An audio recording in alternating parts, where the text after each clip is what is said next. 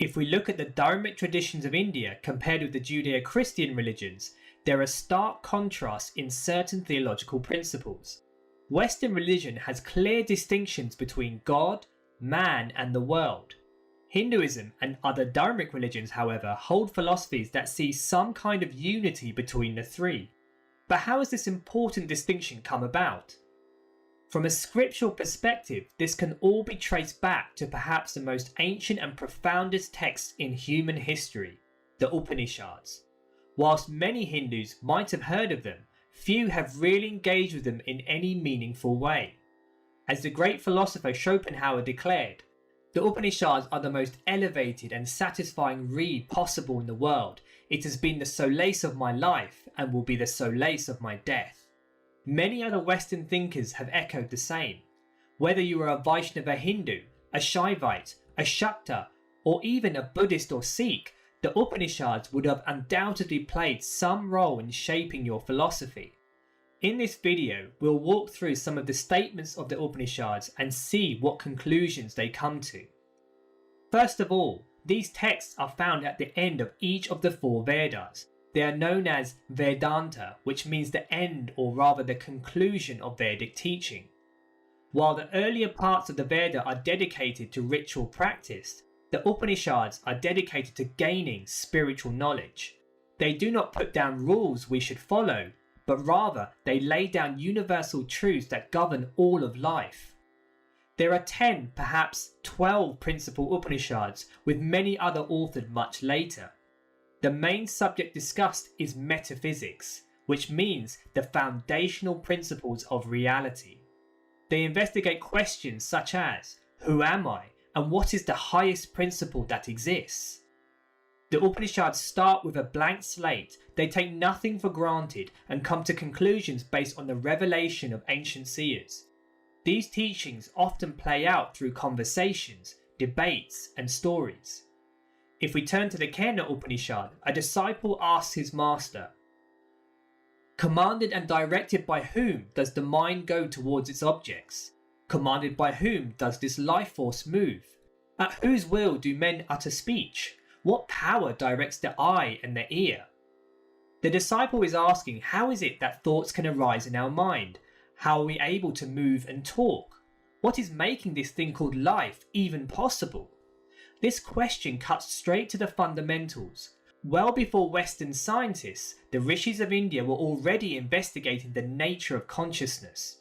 In another Upanishad, known as the Brihadaranyaka, it is answered in this way. You cannot see the seer of seeing. You cannot hear the hearer of hearing. You cannot think of the thinker of thinking. You cannot know the knower of knowing. This is yourself that is within all. Everything else but this is perishable.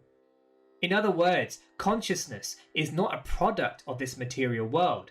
It cannot be perceived by the senses of the body, yet it is the thing by which the senses themselves function. Whereas some scientists would advocate that the brain might somehow create consciousness, the Upanishads emphatically declare that consciousness is not material. It resides in an altogether different space untouched by this world. It is the unchanging aspect of who we are. It is the self, or the Atman. But how can we perceive our true self? What are the barriers that prevent this realization? The Taittiriya Upanishad takes us on a path of inquiry to discover that eternal part of who we are. The Annamaya Kosha forms our gross, physical body which is constantly changing and decaying. Beneath this is prana, or life force, which governs our energy. Going further, there is the Manomaya Kosha, or our mind with its constant stream of thoughts. Deeper still is the Vijnanamaya Kosha, which allows us to understand and discriminate in the world. But even beneath this, there is a realm which is blissful and full of boundless joy. This is the Anandamaya Kosha, and it is around here where we can find the Atman. The 5 koshas make us aware that beyond all the levels of who we are, there is something foundational which is witnessing, knowing, and experiencing everything. But as the sage Yajnavalkya points out, this Atman is not limited to one body. He described in the Brihadaranyaka, as a caterpillar, after reaching a blade of grass, approaches another, so too does this self, after having thrown off this body, it draws itself to another. What a man turns out to be depends on his actions. If he is good, he will turn into something good. If he is bad, he will turn into something bad. Many scholars state that this is the first ever reference to reincarnation and karma. Thousands of years ago, the rishis declared that the self, which is pure consciousness, is encased in material reality. Just like the caterpillar, it moves from one body to another, and its fate in the next life is decided by the deeds that have been done. These three major doctrines, the divinity of the self, reincarnation, and karma, are what define Hinduism as a whole. But there is more. Now that we understand who we are, what about this world around? Amongst all this creation, what is the ultimate thing behind it? The Chandogya Upanishad states, all of this is Brahman. Everything comes from Brahman, everything goes back to Brahman, and everything is sustained by Brahman. The ultimate principle, according to the Upanishads, is literally everything. It is the source and the ground upon which all of creation exists. The world full of people, animals, trees, and other living beings, all of it is Brahman. The various Upanishads state, Brahman is Sat, existence which is unchanging. It is Chit, or consciousness, and it is Ananda, infinitely blissful. But if Brahman is everything, then where exactly do we as the Atman fit in? In the Chandogya Upanishad, there is the story of Shvetaketu. Having returned from 12 years of education and filled with some pride, he meets his father Uddalaka Aruni. Keen to educate his son, Uddalaka asks him to bring a fruit from a banyan tree.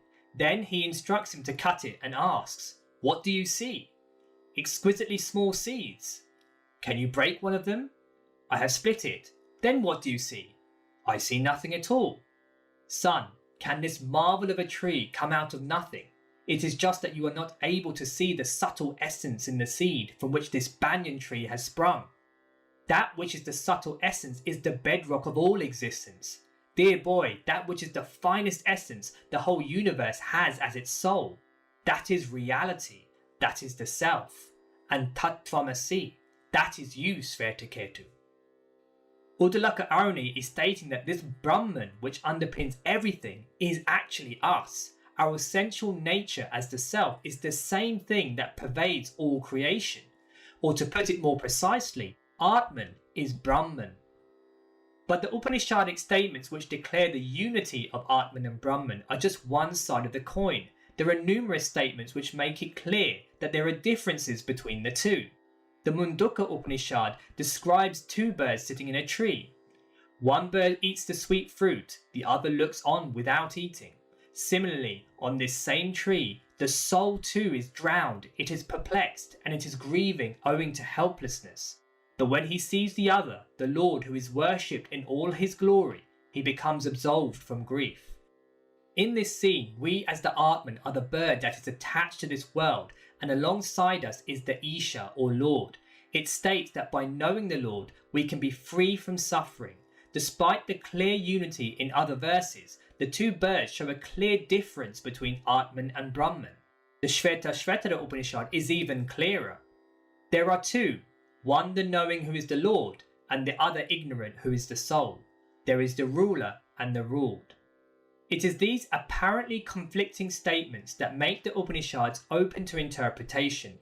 Some advocate an absolute unity between man, God, and the world, whereas others put forward a clear difference. But there are some verses that seem to reconcile these two opposing views. In the Brihadaranyaka, Sage Yajnavalkya declares that he who dwells in this earth and within the earth, whom the earth does not know, whose body the earth is, he is also yourself, the ruler within and immortal. Yajnavalkya explains that creation and the various souls are the body of Brahman, and Brahman itself is beyond, ruling everything from within.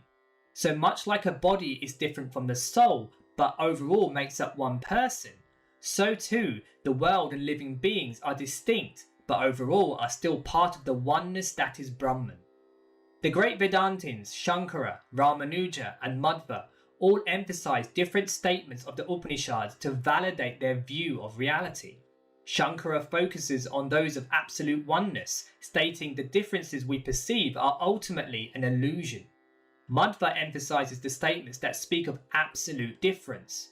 Ramanuja, however, reconciles the two. Whilst agreeing that Brahman is all there is, he states that within this overall oneness there are distinctions. The souls and the world are part of Brahman's body. Ramanuja and numerous other theistic philosophers rely on the Upanishads to lay down the structural vision of reality. But it is in the Bhagavad Gita where we see the full personal nature of God. Here, the Brahman of the Upanishads is revealed as none other than Lord Krishna. The Puranas, such as the Bhagavatam, go even further and illustrate through the many pastimes of Krishna what a devotional relationship with Brahman looks like. The full nature of ecstatic divine love is built on the philosophical principles of the Upanishads. Devotion, therefore, is not some sentimental, ungrounded state. The loving relationship between God and devotee is constructed on the rational metaphysical inquiry of the ancient rishis. The Upanishads are the bedrock of all Hindu thought. Whether it is yoga, meditation, or temple worship, all of it has in some way come from these scriptures. Fundamentally, the rishis have made it clear we are divine beings and we can all experience this firsthand. It is this possibility of self-realization that so radically distinguishes the Dharmic traditions of India from Western religion. While there have been many mystics throughout history, it is only the Upanishads which have consolidated this mysticism into actual philosophy. The Upanishads show us that through inquiry into our own existence, we can know the magnitude of truth, and from there we can know the glory of God. Many thanks for listening.